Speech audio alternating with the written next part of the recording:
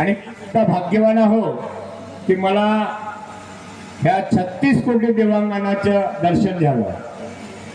36 कोटी हे देवांगण आहे याचं मला दर्शन झालं, म्हणून मी भाग्यवान आहो. हेच पुण्य आमच्या जीवनामध्ये लाभलं तर आम्हाला काही कमी पडत नाही. बाबांनी तेच सांगितलं.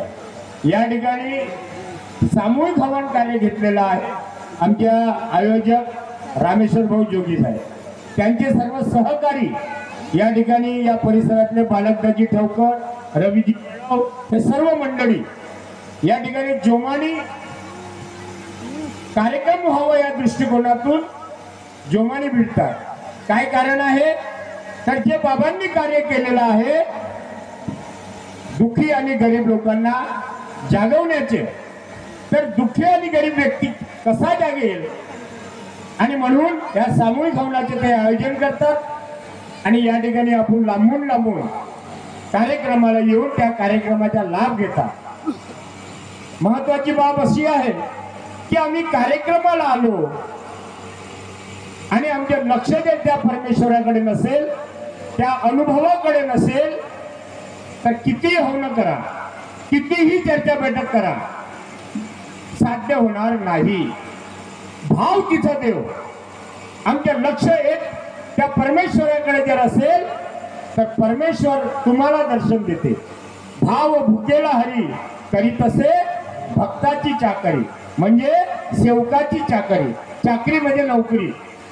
आमचा भाव जर मजबूत असेल, आमचे मन त्या परमेश्वराकडे असेल, तर परमेश्वर आपली नोकरी करतो, लक्षात घ्या.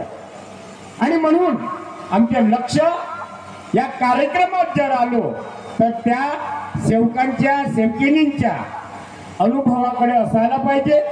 एक चित्त, एक लक्ष, एक भगवान. तर देव भेटल्याशिवाय राहणार नाही. नाहीतर देवाला पाहायला आम्ही अनेक मध्ये कितीतरी मंदिर फिरलो, मस्जिद फिरलो, डोंगर फिरलो, सगळीकडे फिरलो, उपवास केले, ते 8 दिवस कमी पडले, तर कोणत्या एकादशा केल्या, सर्व केलं, पण आम्हाला देव भेटला नाही. बाबांनी त्या देवाची ओळख करून दाखवली की तुझ्या आहे तुझ्या पासी परी तू जागा भुललासी. परमेश्वरा तुझ्या जवळ आहे, तुला परमेश्वराला पाहण्याची गरज नाही. परमेश्वर या ठिकाणी वास करतोय, तो निर्गुण निराकार आहे. तो आपले गुण दाखवत असते. आमच्या मनामध्ये जर भाव निर्माण झाला, आमची इच्छा पूर्ती झाली, निमित्त मात्र मानव असतो आणि त्या मानवाच्या माध्यमातून तो परमेश्वर तुमचं कार्य करतो. परमेश्वराला कोणी पाहिलं नाही.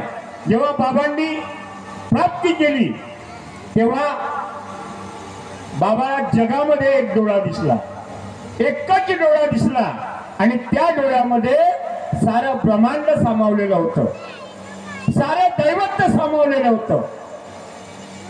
माणूस एक आहे, त्याचे रूप अनेक आहे. त्या निमित्ताने त्या ब्रह्मांडाचे सर्व दैवत्व बाबांनी त्या डोळ्यामध्ये पाहिलं आणि म्हणून एक परमेश्वर बाबांनी मानलं. बाबा सुद्धा अगोदर अनेक देवाची पूजा करत होते, परंतु जेव्हा हे सगळं साध्य झालं तेव्हा भगवान बाबा हनुमानजीला समोर ठेवलं, त्याचे कार्य केलं आणि दुःखाचा नायनाट केला. आणि भगवान बाबा हनुमानजी ही प्रतिमा एक प्रतीक म्हणून आपल्या डोळ्यासमोर ठेवलं. देव या ठिकाणी आहे. तुम्हाला सांगतो, आमचा भाव, मन त्याच्या प्रती असलं पाहिजे. त्याचे एक उदाहरण देतो मी तुम्हाला. एक बाई आहे, त्या बाईला मुलगा होता आणि तो लहान मुलगा होता 6 ते 7 वर्षाचा, आणि त्याला हृदय रोग झालेला होता, हृदयाचा रोग झालेला होता. ती प्रयत्न करता करता, गरीब घराण्याची बाई, आणि प्रयत्न करता करता त्याला माहित पडलं त्या बाईला की मुंबईला हृदयरोग तज्ञ आहे की त्या डॉक्टरच्या हाताने कधीही ऑपरेशन फेल झालं नाही, तुम्ही त्याच्याकडे जा. आणि त्या डॉक्टरचे नाव आहे डॉक्टर नीतू मानके, डॉक्टर नीतू मानके, ज्यांनी हृदय सम्राट स्वर्गवासी बाळासाहेब ठाकरे यांचे ऑपरेशन केलं, ते सक्सेस झालं आणि सर्व ऑपरेशन त्या डॉक्टरच्या हाताने सक्सेस झाले आणि म्हणून तुम्ही त्याच्याकडे जा. बाईला विचार पडला की मी मुंबईला गेलो, माझ्याकडे पैसे नाही, त्या डॉक्टरची फी देण्याकरता माझ्याकडे पैसे नाही, मी कसं जाऊ त्याच्यापर्यंत, कोण नेईल मला. आणि बाईने परमेश्वराचा धावा केला. काय घडलं पुढे पहा. त्या परमेश्वराचा धावा केला आणि त्या डॉक्टर मानकेला दिल्लीच्या सरकारने पत्र पाठवलं की हृदयरोग तज्ञ स्पेशलिस्ट उत्तम प्रकारे असल्यामुळे त्यांना काहीतरी पारितोषिक द्यावं असं त्यांना पत्र आलं. पारितोषिक घेण्याकरता दिल्ली सरकारने त्याला बोलावलं. परमेश्वर खेळ घडवून राहिला हा लक्षात घ्या. थोडं लक्ष राहील तुमचं तर बरोबर समजेल. डॉक्टर मानकेला वाटलं मला पत्र आलं दिल्ली सरकारचे, मी पारितोषिक घ्यायला गेलो पाहिजे. आणि त्यांनी विमानाची तिकीट काढली आणि दिल्लीला रवाना झाले. विमान सुटलं, दिल्लीच्या दिशेने विमान निघलं आणि अर्ध्या रस्त्यामध्ये जे वादळ आलं, खूप पाऊस आला, खूप वादळ आलं की विमान समोर जाऊ शकलं नाही. वापस आणून पुन्हा त्याला लँडिंग करावं लागलं. डॉक्टर मानकेला वाटला तर विमान पुढे जाऊ शकत नाही, लँडिंग केलं की 4 व्हीलरनी जातो आणि 4 व्हीलरनी निघाले. परमेश्वराचा खेळ होता आणि म्हणून रस्त्यामध्ये त्यांना हा पाऊस, हे वादळ, तो जंगल, हा सगळा प्रकार पडला आणि ती दिशा दिसली त्याला त्या बाईच्या घराची. त्या बाईचं घर एका जंगलामध्ये होतं, मुंबई आणि दिल्लीच्या मधामध्ये. आणि ती त्यांची 4 व्हीलर बाईच्या घराकडे वळली. रात्रीचे 2 वाजले होते. त्याला वाटलं मी पोहोचू शकत नाही आता, म्हणून हे एक घर दिसते धांडे साहेब, तिथं आम्ही मुक्काम करावं. पण ओळख नाही, ओळख नाही. असो त्यांनी गाडी थांबवली आणि बाईच्या घराला, दाराला आवाज दिला, घरी कोण आहेत का जी. बाईने दार उघडलं. बाई त्याला ओळखत नव्हती, ते बाईला ओळखत नव्हते. त्यांनी सांगितलं आम्ही मुंबईचे आहो, दिल्लीला जात होतो, परंतु हे वातावरण या प्रकारचे असल्यामुळे पुढे धकू शकत नाही, आम्हाला रात्रभर सहारा द्याल का. बाई निष्ठावंत होती. बाई निष्ठावंत होती. परमेश्वराकडे तिथे लक्ष होतं आणि त्या परमेश्वराला घडवायचं होतं. बाईने सांगितलं या. बाईने आश्रय दिला, बसवलं आणि चहा मांडला. मुलगा त्या ठिकाणी उठला, त्याला हलवायला गेली. पाळण्यामध्ये मुलाला टाकलं होतं आणि हलवता हलवता परमेश्वराच्या ओव्या सुरू केल्या. लक्ष त्या परमेश्वराकडे दिलं, लीन होऊन गेली. चहा आटून गेला. चहाकडे लक्ष नाही बाईचं. बाईचं लक्ष त्या परमेश्वरी कार्याकडे. ओव्या म्हणण्यामध्ये पटकन लक्षात आलं, पाळण्याची दोरी सोडली आणि किचन मध्ये जाऊन पाहते तर चहा आटला. डॉक्टर साहेबांना हिला माहित नव्हतं हे डॉक्टर होय म्हणून. पाहुण्याला सांगितलं चहा आटला, मी पुन्हा ठेवते चहा. डॉक्टरांनी खूप विचार केला त्यावेळेस आणि विचारलं बाई तू चहा ठेवला मा. आणि त्या पाळण्याला हलवायला गेली, एवढी लीन होऊन गेली त्या चहा आटेपर्यंत तुला भान नव्हतं. काय असं आहे तुझ्यावर. तेव्हा बाईंनी सांगितलं माझ्या मुलाला हृदयाचा रोग झालेला आहे आणि कोणीतरी मला त्याला म्हणून राहिली, पाहुण्याला म्हणजे डॉक्टर मानके सोबत बोलून राहिली की मला कोणीतरी सांगितलं की तू डॉक्टर मानकेकडे जा मुंबईला, परंतु त्याची फी खूप आहे, मी ते देऊ शकत नाही, मुंबईला जाऊ शकत नाही. आणि म्हणून मी त्या परमेश्वराच्या धावा करत आहे. तेव्हा डॉक्टरांनी परिचय दिला की तोच मी डॉक्टर नीतू मानके, काय परमेश्वर आहे तुझ्या. बाईच्या डोळ्यात पाणी आलं का मला डॉक्टर मानकेकडे जायचं होतं. माझ्या परमेश्वराने डॉक्टर मानकेला माझ्या घरी आणलं. कसा खेळ आहे प्रभू, हा खेळ दुनियेचा कशाला सांग केला. आम्ही नाही समजू शकत त्याला. आम्ही हेच सांगू शकतो मला पद मिळालं, माझं कॉलर टाईट झालं. हे सामूहिक हवं तिथे जाऊ नको, त्याला पाठवू नको. अरे मला कळत नाही हो, परमेश्वरी कार्य समजलो का आम्ही. जर परमेश्वरी कार्य समजलं नसेल पुन्हा 84 फिरावं लागेल. लक्षात घ्या, 84 लक्ष योनी भोगून हा जन्म मिळालेला आहे. परंतु बाबांनी सांगितलं डायरेक्ट हा मुक्तीचा मार्ग आहे. आम्ही पुन्हा तीच चूक करत आहोत. हे मंडळाचे कार्य नाही, ते त्याचे कार्य नाही, ते त्याचे कार्य नाही. अरे या ठिकाणी मंडळाचे संचालक बसले आहे, मंडळाचे ज्येष्ठ मार्गदर्शक बसले आहे, या ठिकाणी बाबांच्या काळात फिरणारे लोक बसले आहे. आणि तुम्हाला वाटायला पाहिजे की तुम्ही म्हणता मंडळाचा कार्यक्रम नाही. ठीक आहे बाबा, आम्ही लहान तुम्ही मोठे. लहानपण देगा देवा मुंगी साखरेच्या रवा. तो ओळखल, तो परमेश्वर, तो बाबा ओळखल. हा कार्यक्रम कोणाचा आहे आम्हाला काही म्हणायचं नाही. परंतु अभिमान मत कर आदमी, मैं ही भला मेरा भला, कुछ सोच ले मग जमे, किसका हम जग में चला. रावण सरी के शूर की मुंडी जमीन में घुस गई, फिर जिंदगी का नाश हुआ, इल्मे जी वही बात आकर फस गई. शेवटी आम्हाला पश्चाताप करावं लागेल. आणि तेव्हा म्हणून आम्ही ते ओळखलंच नाही, मला कळलंच नाही. जसं आम्ही आज म्हणत आहोत, आम्हाला तीच क्रिया 2013 मध्ये झाली आणि 2 वर्षामध्ये ओळख होऊन ही गती भोगावं लागली.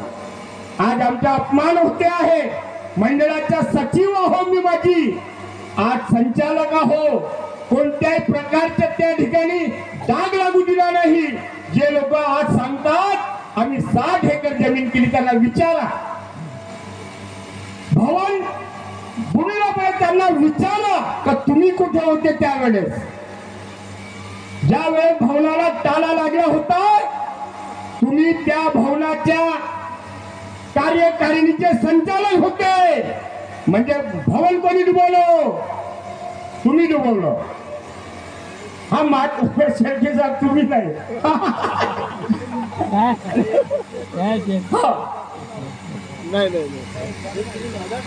तुम्ही नाही, तुम्ही नाही हो. ठीक आहे, तुम्हाला नाही म्हणतो. मी ते उदाहरण सांगत आहो की ज्या दिवशी त्या भवनाला ताला लागला त्या दिवशी इतिहास सांगतो मी तुम्हाला की त्या ठिकाणी गट नंबर 9 मध्ये त्यागाचे हवन कार्य होतं. आणि आम्हाला जसं माहीत झालं, प्रॅक्टिकल अनुभव काटेकरजी लक्ष द्या, ते बाकी जाऊ द्या. गट नंबर 9 मध्ये 9वं हवन किंवा त्यागाचे हवन होतं आणि त्या हवनातून आम्हाला माहीत झालं, भवनात पोहोचलो आम्ही. तेव्हा त्या बोऱ्या टेबल टुबल त्या ग्राउंड मध्ये निघाले होते. आणि शेवटी मोठ्या अधिकाऱ्यांनी म्हटलं की आता लॉक लावा.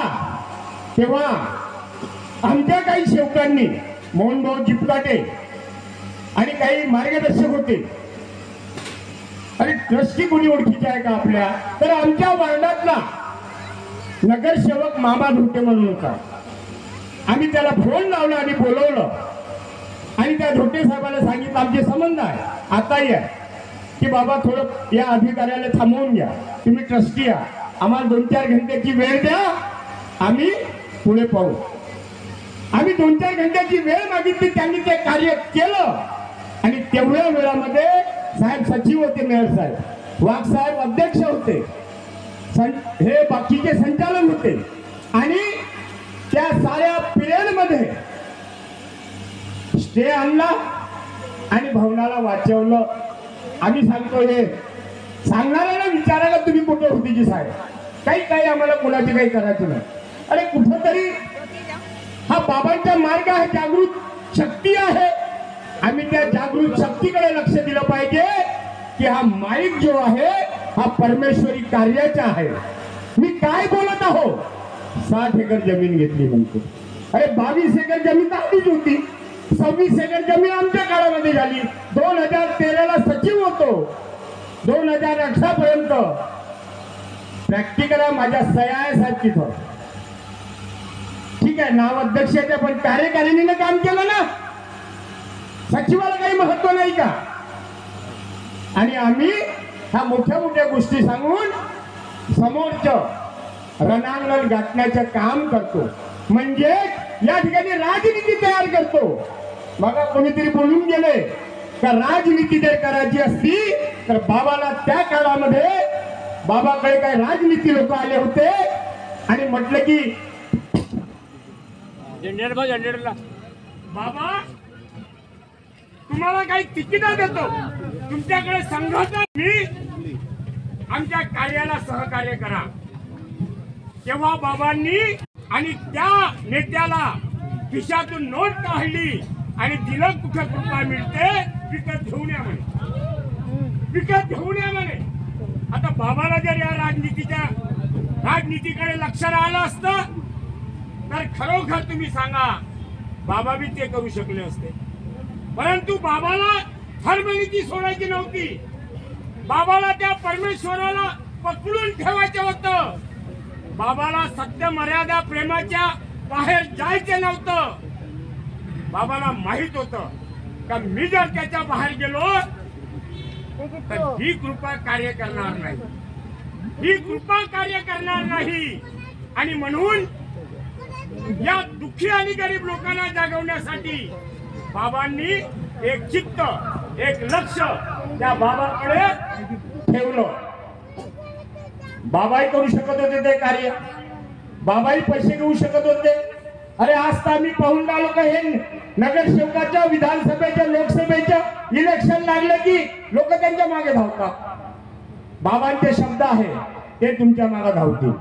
तुम्हाला त्यांच्या मागे धावायची गरज नाही, पण आमचे खिशे भरले पाहिजे, आमचे खिशे भरले पाहिजे. लाखो रुपये घेण्याचे धाडस करतात आणि या माईकवर खोटं बोलतात. आज लाज वाटण्यासारखी गरज आहे. ज्या बाबांनी आमचं जीवन बनवलं, शून्यामध्ये होतो आम्ही, आम्हाला या जागेवर बसवलं, कोण विचारत होते हो. आणि म्हणून आम्हाला त्या गोष्टीची गरज आहे ज्या बाबांनी ही जागृत कृपा आमच्याजवळ जशीच्या तशी वाटून दिलेली आहे. प्रत्येक सेवकांचा अनुभव आहे. कुणाला कॅन्सर होता, कुणाला महारोग होता, कुणाला ब्रेन ट्यूमर होता, अनेक प्रकारचे रोग होते. त्यापैकी मी पुन्हा छोटस एक उदाहरण देईन तुम्हाला. भिलगाव मध्ये लेंडे राहते, हरिचंद लेंडे. त्याच्या 6 वर्षाचा मुलगा डॉक्टर टावरीकडे भरती होता आणि भरती झाल्यानंतर बिमारी काय होती, पोटाची होती काय होती त्याला ठाऊक, मला नाही. मी पाहायला गेलो होतो आणि तो कोमात गेला. खूप पैसा लावला वडिलांनी, 2 महिने कोमामध्ये राहिला. काही आमचे नातेवाईक आले गावाकडून आणि नातेवाईकांनी सांगितलं की डॉक्टर टावरीचा दवाखाना कुठं आहे. मी म्हणलं रामदास पेठला आहे. मी त्यांना घेऊन गेलो. मी सचिव होतो त्या टायमाला, लोक ओळखत होते. गेल्यावर नमस्कार चमत्कार झाला, या साहेब या साहेब या साहेब. विचारपूस केली काय झालं मुलाला. आणि म्हणे काही बिमारीच्या बरोबर निदानच नाही, पोरग कोमात चालला गेला आहे. आज जवळपास 1.5 महिना होऊन गेला. खूप कठीण कहाणी आहे बा. डॉक्टरनी सांगितलं आहे तोपर्यंत आहे, हा मुलगा वाचत नाही. परमेश्वराने कसे कार्य केले, परमेश्वराने ते कार्य केले. कोण्यातरी सेवकाच्या मुखातून तो शब्द निघाला का त्याला 1 तासात 3 तीर्थ बनवून द्या. कोमात होता, तीर्थ पिऊ शकत नव्हता. पोटाला तीर्थ लावण्यात आलं आणि पोरग कोमातून बाहेर निघाला. आजही तो जिवंत आहे. आता 10व्या वर्गात आहे तो हरिचंद लेंडे, मुक्काम भिलगाव, केव्हा जालदे, पत्ता काढून घ्या. आणि म्हणून माझं म्हणणं आहे की बाबांनी नम्रता ठेवली, बाबांनी सत्य मर्यादा प्रेमाचे आचरण ठेवलं, त्या कृपेला आपल्यापाशी राखून ठेवलं. दुःखी आणि गरीब लोकांसाठी बाबा झटले. बाबा जेव्हा बिमार पडले आणि अमेरिकेला गेले, डॉक्टर मनोज ठोबरीकर यांनी सुद्धा म्हटलं, बाबा तुम्ही इथेच राहा ना, आता कशाला जाता, सगळं काही अवेलेबल आहे, औषध आहे, पाणी आहे, जेवण आहे, सगळं सोयी आहे. काय बाबांचे शब्द निघाले, डॉक्टर म्हणे तू एकुलता एक मुलगा आहे तू इथं, पण त्या भारतामध्ये माझे अनेक लेकरं आहेत म्हणे. म्हणजे आम्हाला कुणाची पदवी मिळाली हो, आम्हाला बाबांनी लेकरं समजलं, स्वतःच्या पुरावानी समजलं. आणि आज आम्ही एक धुळदाणी करत आहोत. विचार करण्याची बाब आहे. बाबांनी बरेच अनुभव या ठिकाणी आले. बाबा सेवकांबरोबर बसायचे. आज तर आम्हाला वेगळं आसन लागते, सेवकांना वेगळं आसन लागते, भर पट्ट्या नव्हत्या त्या ठिकाणी बसायला. मला सांगायचे हे आहे की आम्हाला जर आमच्या जीवनामध्ये काही करून घ्यायचं असेल, जीवन बनवायचं असेल, तर आजही गरज आहे आमची. कोणी कोणाची दुश्मन नाही. बाबांनी एकता शिकवली आणि म्हणून आम्हाला त्या गोष्टीकडे लक्ष द्यायचं आहे, त्या जीवन बनवण्याकडे लक्ष द्यायचं आहे. आजही आमचे जीवन बनवू शकतो. आता तरी पुढे हाची उपदेश नका करून असं आयुष्याचं. आयुष्य आजही चांगलं आहे आमचं. राखून ठेवण्यात जन्माला आलो, मरण अटळ आहे, शारीरिक रोग येणार आहे. बाबांनी सांगितलं हिंमत हारायची नाही. बाबांनी हिंमत दिली, साऱ्या रोगाचा नायनाट झाला. त्या कृपेनं हे सगळं कार्य केलं. ज्याला ज्याला हे रोग होते ते विसरले हो काटेकरजी. कॅन्सर होता, 7 छिद्र पडले होते, धार रडत होतो आम्ही. भंडारा रोडनी जेव्हा निघालो, सेवक भेटला, कुठे जाऊन राहिले, तर म्हणे मी मरायला चाललो, सहन होत नाही, एवढी अंगार पडत आहे, दुर्गंधी येत आहे, घरच्या लोकांपासून दूर जात आहे. काय निघते सेवकाचा शब्द, म्हणजे मरण्याचा मार्ग आमच्या जवळ, म्हणे चला. आणि डॉक्टर सॉरी सरस्वताबाई येवलेकर बाईकडे नेलं आणि हा मरण्याचा मार्ग मिळाला. आज आम्ही विचारलं हे कशा करता एवढे मार्गदर्शक बनवता, काय गरज आहे 1-1 किलोमीटरवर एका घराच्या आड, तर म्हणे आम्हाला इलेक्शन लढायचं. विसरलो की नाही आम्ही त्या गोष्टी. महारोग होता, बँकेमध्ये कोणी आम्हाला बसू देत नव्हतं. भाऊच्या भाऊ आताच सांगितलं त्यांनी, त्या बाबांनी निगेटिव्ह रिपोर्ट काढली, महारोग दुरुस्त झाला. नंदनवर साहेब माझा एवढा मोठा अपमान होते म्हटलं. 53 कार्यक्रम घेतले, एका ठिकाणी माझे नाव दे, तुम्ही सत्याचे कार्यकर्ता ना म्हणे, मी का करूजी म्हणे, तुम्ही साहेबांना विचारा म्हणे, मी का करूजी म्हणे, हे आमचे कार्य आहे. कसा खेळ आहे हा, ठीक आहे बाबा, तुम्ही मोठे मी लहान, आम्हाला काही घेणं देणं नाही, परंतु या हातानेच करावं लागते आणि या हाताने भरावं लागते. भगवान के घर में देर है, अंधेर नहीं है. जर मी तुमचे अपमान करेल, माझा अपमान जरूर आहे, लिहून टाकायचं. ते म्हणते पुढच्या जन्मात म्हणता का नाही कोणी, काही पुढच्या जन्म वगैरे नाही. याच ठिकाणी सगळं कर्म करे सो क्यों डरे, पीछे क्यों पछताए, पेड़ लगा बबूल का तो आम का से खाए. आणि म्हणून चांगले कर्म करायचे आहे. फळ देणारा तो परमेश्वर आहे, फळ देणारा तो परमेश्वर आहे. आणि म्हणून चांगलं कार्य आमच्या हाताने झालं पाहिजे. आमच्या कुटुंबामध्ये, आमच्या परिवारामध्ये गोडवा निर्माण झाला पाहिजे. पती पत्नीने एकता करण्याचे कार्य केलं पाहिजे. नावाचे सेवक नाही झालो पाहिजे आम्ही. त्या एका सेवकाच्या पती पत्नीमध्ये भांडण झालं, प्रकाश कोहळे मुक्काम नंदनवन. अरे लहान मोठं बनाना माझे माय.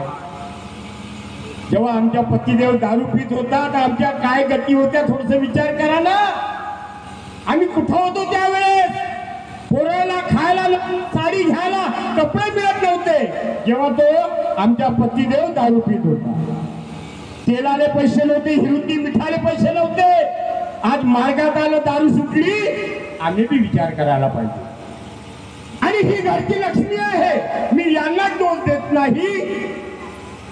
तर आमच्या भाऊनी सुद्धा पती पत्नी बहीण भावासारखे व्यवहार जर झाले, आईनी सहारा दिला नसता बाबा हे कार्य घडवू शकत नव्हते. आणि म्हणून दोघे तापले. प्रकाश कोहळी तापला, त्याची पत्नी तापली. मोठा झगडा झाला.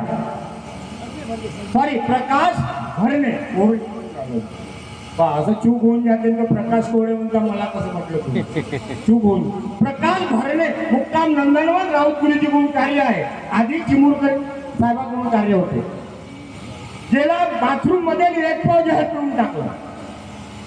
तिला वाटलं बाथरूमला गेले माझे पतिदेव. 15 मिनिटं निघाले नाही म्हणून दार ठोठावते आंदोलन लावून होतं. बाईनी दार तोडलं. आता बाथरूमचं दार थोडंसं तुटकं मुटकत राहते. खेड्यापाड्यात पाहतो आपण नाही का. साधारण घर राहिलं तर लाट मारली, दार तुटलं तर पायथ्याचा हात झोपून होता आणि फेस गाडत होता. लोकांना आवाज दिला, हंबरला फोडला, लोक धावले. त्याला एसडी हॉस्पिटल डॉक्टर अंजनकर जगनाळे चौक या दवाखान्यामध्ये भरती केलं. मी एक कहाणी ऐकलेली नाही आहे, मी स्वतः होतो त्या ठिकाणी. एसडी हॉस्पिटलमध्ये मी एकदा पेशंटकडे, अनेक वाले पेशंटकडे सेवा करण्यासाठी होतो. हा पेशंट आला रात्री 1 वाजता. हा पेशंटला आयसीयू मध्ये टाकलं आणि बाई हनुमानजी बाबा हनुमानजी बाबा हनुमानजी जप सुरू होता. मी म्हणले बाबाची सेविका आहे, मी या बाईला भेटलोच पाहिजे आणि विचारलं पाहिजे. मी गेलो, बाई तू बाबाची सेविका आहे का? होजी म्हणे. काय घडलं म्हणलं हे? तर म्हणे माझ्या पतिदेवानं एक पाव जाहीर करून टाकलं म्हणे. काहून काय झालं? तर म्हणे आमच्या पती पत्नीचे भांडण झालं. तेवढी चूक केली माझे माय म्हणलं तुला.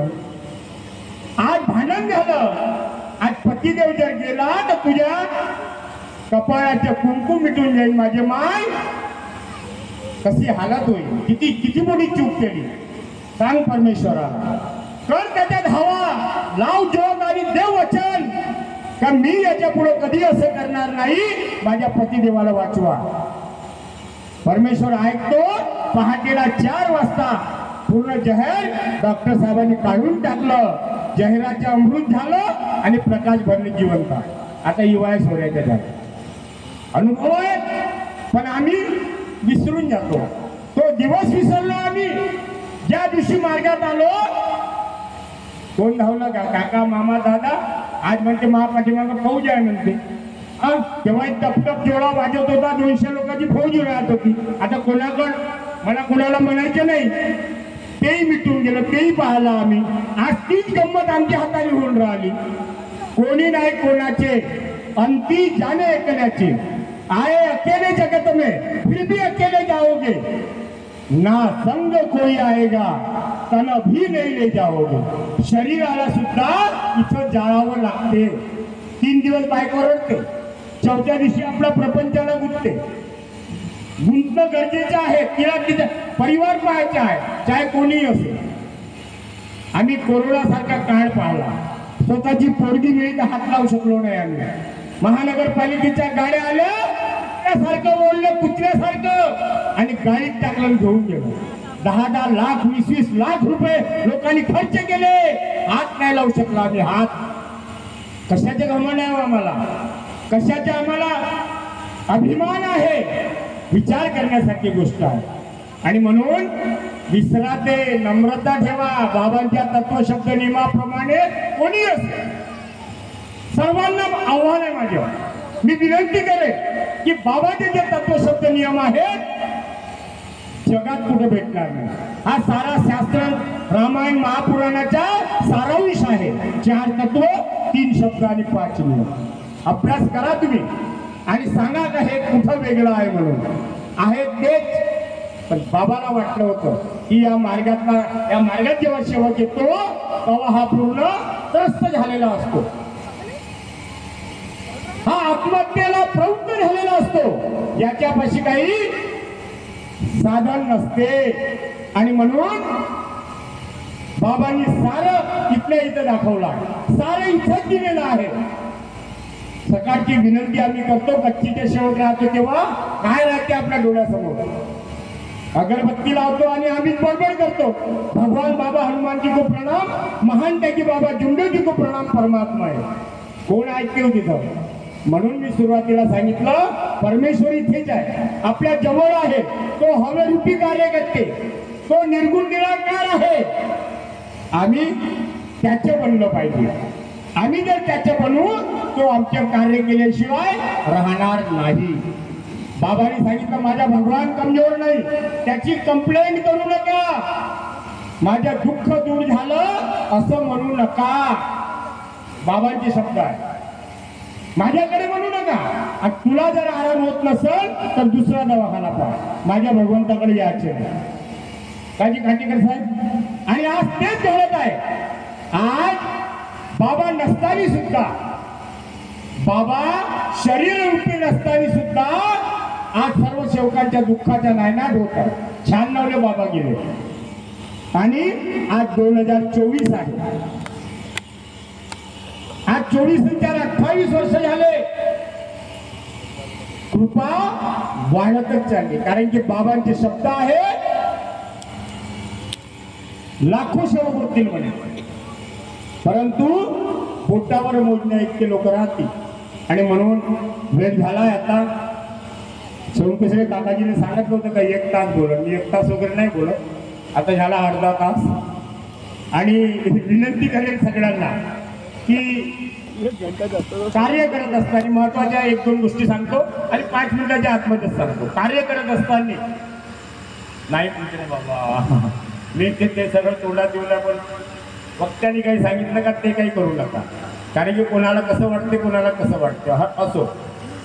आपले जेव्हा कार्य सुरू असते शब्दाकडे लक्ष देणं गरजेचं आहे. मार्गदर्शकाकडे जातो आम्ही, सारं दुःख सांगतो, तो काय म्हणते आपल्याला, ज्या 3 दिवसाचे कार्य करून टाक. 3 दिवसाचे कार्य करतो आम्ही, आम्हाला समाधानी मिळते. कार्य करत असताना त्या शब्दाकडे लक्ष असणं गरजेचं आहे.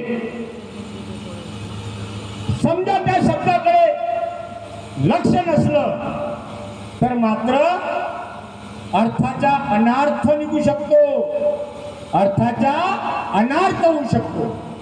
तो शब्द सैतानाचे रूप घेते, मग तो शब्द सैतानाचे रूप घेते आणि शब्द भगवान म्हणतो आम्ही.